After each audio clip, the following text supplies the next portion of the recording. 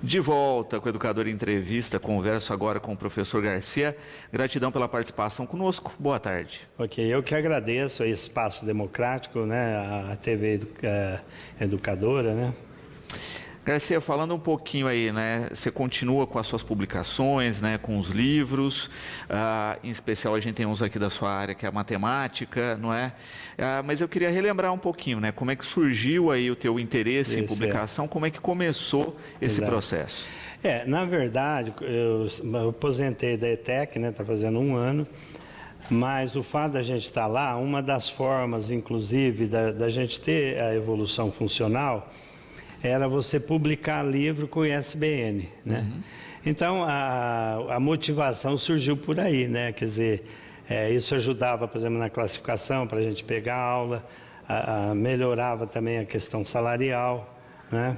Então, eu lembro que eu fiz aí os 4 primeiros livros aí, que foi aquele Jaguareté, o Matemática Financeira, Estatística, e teve um 4º livro.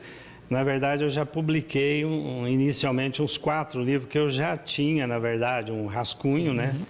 Foi só jogar, no caso, pela autopublicação, né? Seria simples. Mas o mais complicadinho um pouquinho foi conseguir o SBN, né? Exato. E fazer a revisão também, que eu acho importante. Perfeito. E hoje, com a internet, a coisa facilitou imensamente, porque até o ISBN se tira pela internet. Ah, sim, tranquilo. Hoje antes eu pagava até para a pessoa conseguir. Então, hoje é através da, como é que chama lá? Da Câmara Brasileira do Livro. Câmara Brasileira do Livro, exatamente. Porque antes era direto no Rio, né? Na Biblioteca Nacional. Agora, a Câmara Brasileira do Livro, você entra lá, você consegue, inclusive, aquela... Código de barras. Não, a ficha catalográfica. Ficha catalográfica. Que eu acho importante para, se alguém coloca na biblioteca, né? Para você ter uma condição de catalogar, né? Muito bom. E é bacana, né, a gente pensar justamente nisso, né? O quanto o processo melhorou, o quanto ele se tornou acessível, porque hoje você tem a questão da autopublicação. Eu acho que democratizou mais, né? Sim, a questão de você fazer uma tiragem única de um livro, né? De poder fazer isso com uma comodidade e, ao mesmo tempo, o acesso que as redes sociais dão, né? Porque o sujeito hoje, também de qualquer computador, descobre que o livro existe. Exato, você divulga, tem facilidade, seja qualquer mídia social, né? Facebook, o Twitter, enfim, todas elas, assim, é uma ótima propagação, né? Sim. E de fato, né, de poder adquirir à distância, né? Porque antes era isso, você tinha que entrar tinha que ir na numa livraria física, né? Não é todo horário que funciona. Exato. Às vezes encomendar, não tinha um livro, você tinha que encomendar, esperar semanas. Esperar chegar, né? Agora não, mas, por exemplo, você está lá, fica 24 horas, você pode comprar 2 horas da manhã, 3 horas. Exato. Entendeu? Não tem nem horário. Exato. Prazo de uma semana está na sua casa. Sim. Né? De fato, vem pelo correio, tudo certinho. Isso facilitou demais mesmo o processo. E a gente vê, inclusive, até as próprias escolas aqui no município, né? Que às vezes fazem projetos com os alunos de alunos escreverem livro. Eu acho isso fantástico, né? E a motivação, né, por exemplo, e eu imagino uma criança aí, não importa, né, desde do fundamental, do ginásio ou do ensino médio, quer dizer, a motivação, até para os amigos, para os parentes, dizer, eu publiquei um livro, né, eu tenho um livro publicado. Quer dizer, você não podia fazer isso antes, né, com essa facilidade, né? Exato. Queria mostrar alguns aqui, sequências de PA, PG e funções logarítmicas aqui, deixa eu mostrar esse aqui. A professora estava me falando que é um dos mais vendidos ultimamente. Os últimos aí foram os mais vendidos. E é interessante quando a gente pensa nisso, né, porque são conceitos, né, fundamentais aí da matemática e que vão desde a formação como a concurso público, etc., que muitas vezes as pessoas precisam. Várias aplicações, desde o próprio ensino médio, mas para concurso, para ter uma formação melhor, né? Também aqui, resumão para Enem, matemática, ensino médio, concurso, esse... Né? Isso aí está, apesar do tamanho e tal, mas tem todo o conteúdo do ensino médio aí. E é interessante esse tipo de livro, como você coloca, né? Ter um resumão assim, Porque hoje a gente vê o volume de concursos públicos que estão tendo e como é importante. Para o governo federal, né? Exato. Mais de 5 mil vagas agora, né? Mas é uma rotina aí que a gente tem tido, né, dos concursos, e vital, a matemática faz a diferença. Às vezes dúvida. É o critério de desempate aí para muitas vagas. E é onde a boa parte tem dificuldade, né? Sim. Às vezes a pessoa vai bem em conhecimentos gerais, né? Por exemplo, às vezes até na parte de interpretação, texto, né? Dá para, vamos dizer assim, quebrar um galho de maneira geral. Mas a hora que chega a parte de exatas, principalmente a matemática, o bicho pega, né? Exato. Porque muitas vezes a pessoa hoje dá mais atenção aos conhecimentos específicos daquela área, a como você coloca na interpretação de texto, a informática, que hoje é muito pedido, e esquece a matemática, que é às vezes o critério de desempate. Fundamental, sem dúvida. Que é o que faz aquela diferença final ali no concurso para que a pessoa adquira a vaga. E o que também é interessante, quantas publicações já, Garcia? Então, é 31ª, são 31 publicações. Eu já estou fazendo um rascunho, é que o negócio é meio demorado, e é vamos dizer, um estilo que eu nunca escrevi, né? Mas vou tentar. Seria tipo um romance policial. Aí eu já tenho algumas ideias, como diz assim, já até esbocei alguma coisa, mas o duro é você desenvolver mais e chegar a uma conclusão, né? Que não é tão simples. Então tem esse tempo aí do processo de estar amadurecendo e às vezes aos poucos, né? Não adianta você querer sentar e falar, não, agora eu vou finalizar, você não consegue às vezes. Tem a inspiração tem que estar na medida certa. Exato. E é bacana a gente pensar isso, né? 31 livros num prazo de quantos anos aí? Eu comecei em 2010, né? Então nós estamos em 24, 14 anos. 14 anos. 14 anos aí com 31 livros publicados. Que em outros momentos era uma coisa quase impossível, né? Ia ter que ser uma pessoa dedicada somente a isso. Olha lá. Sim. Foi como eu disse, por que ajudou muito, principalmente essa parte de matemática, estatística? Porque era um material que à medida que eu lecionava, dava aula, eu já tinha um rascunho, vamos dizer assim, né?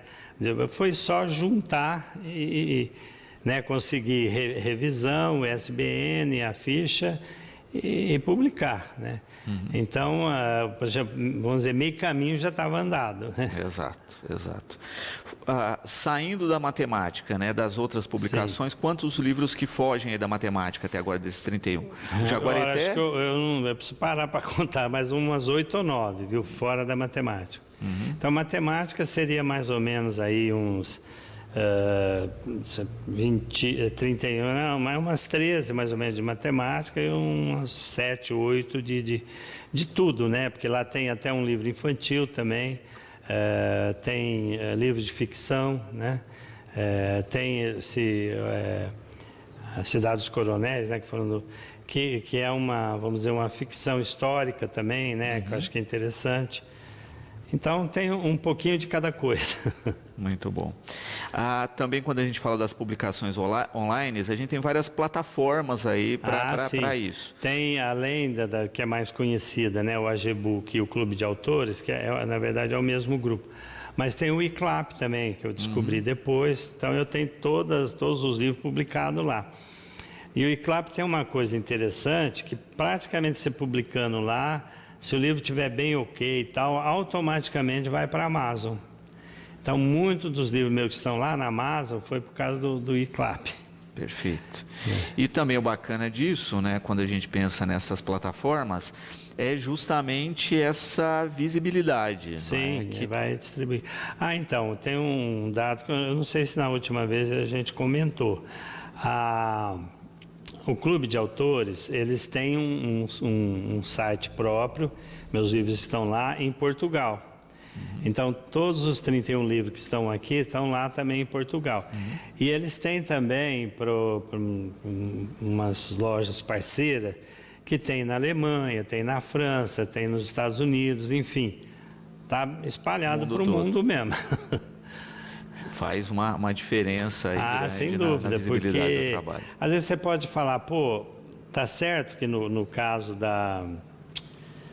no Jaguareté, ele está publicado em português, em espanhol e inglês. Tá nos 3 idiomas.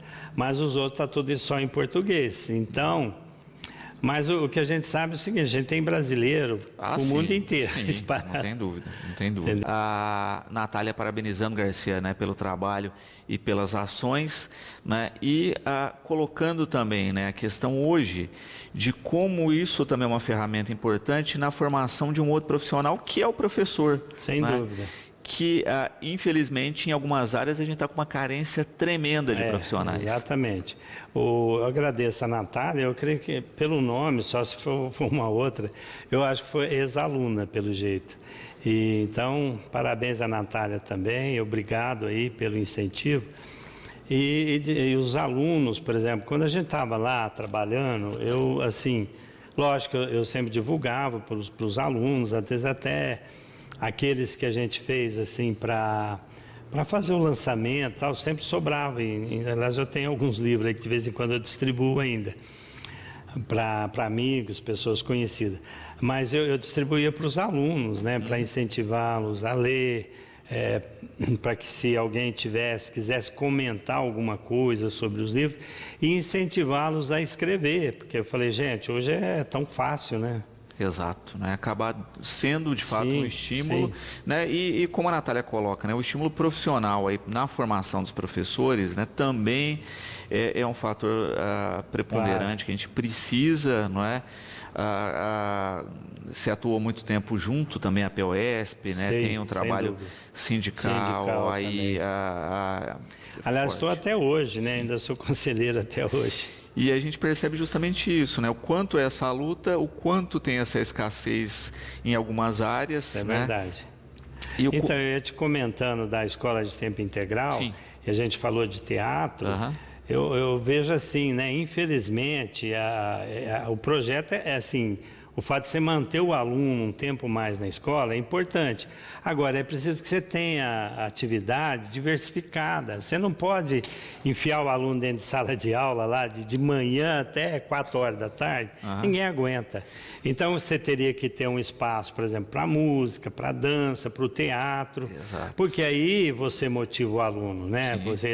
É um processo de criação, inclusive, que ele vai participar, né? Senão ele vai ficar lá preso dentro de uma sala de aula, né? Vai ser uma tortura para ele e para o professor. Exato.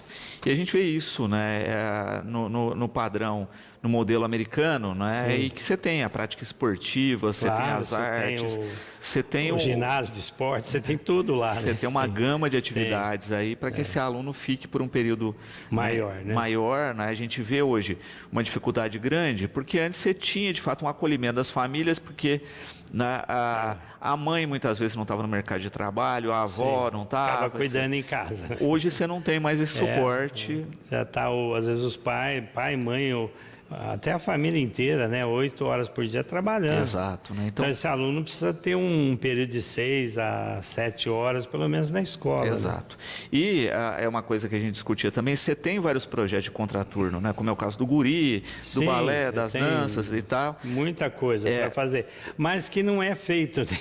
Isso. Você pode ver, você acha que bom, eu estou falando não é feito, estou falando de maneira geral. Sim. Né? Pode ser que tenha uma outra escola que... Não, mas o que eu digo é isso, né? Esses projetos com a escola de período integral perderam potenciais alunos, né? Porque esses jovens estão dentro da escola. E eu acho que a gente vai ter uma segunda fase em breve aí desses projetos migrarem para dentro da escola. É verdade. Esses projetos vão ter que ir para dentro da escola, porque já que não existe mais o contraturno, esses são projetos de contraturno, eles também tendem a acabar, né? Sim. Então, eles vão acabar, na minha ótica, migrando para dentro da escola e tornando, de fato, um ambiente mais saudável. É verdade.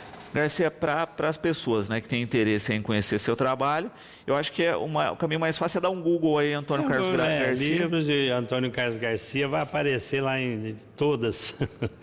né, e conhecer um pouco mais dessas 31 Isso. publicações E aí. você pode comprar lá pela internet mesmo, né? Exato, né? O bacana da internet é que você encontra em diversos sites, você Sim. vê até diferença de valores nisso. Também você pode pesquisar, tem lugar que está mais barato, tem uma diferença de 5, 10 reais, né? Ou mais até. Exato, exato. Quero agradecer imensamente a participação conosco, deixar sempre o programa à disposição e parabenizar pelo trabalho. Ok, aí. também estamos à disposição e agradeço o espaço democrático aqui da educadora.